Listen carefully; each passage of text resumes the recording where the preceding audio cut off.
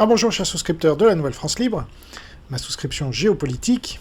Je vous remercie de me soutenir car je suis un journaliste indépendant du système et je vous donne régulièrement des informations exclusives qu'on n'entend pas dans les grands médias français qui sont du côté russo-chinois, bien qu'ils fassent croire ou qu'ils cherchent à faire croire qu'ils ne sont pas de ce côté-là, mais qu'ils sont du côté occidental, ce qui est une bonne blague.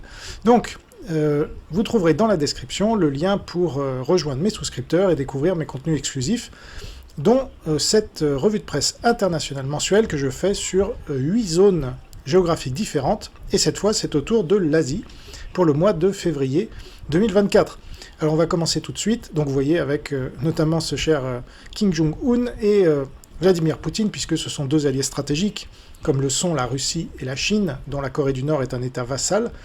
Et donc la Corée du Nord a fourni énormément d'obus et de munitions à la Russie. Alors toutes n'étaient pas opérationnelles, puisque c'est le communisme, hein, mais la Corée du Nord, tout son argent, eh bien, elle le met dans la guerre et les camps de concentration qu'il y a en Corée du Nord.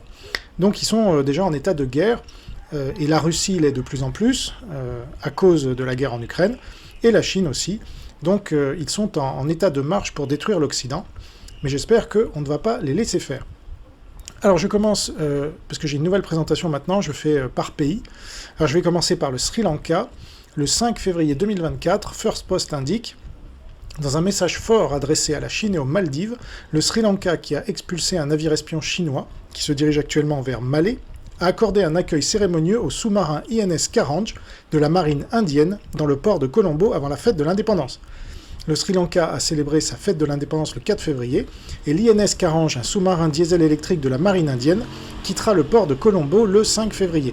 L'INS Karanj a accosté au port de Colombo avant l'arrivée du navire de recherche de la marine chinoise de l'Armée populaire de libération, APL, le Xiangyang Hong 3, à Malé le 8 février.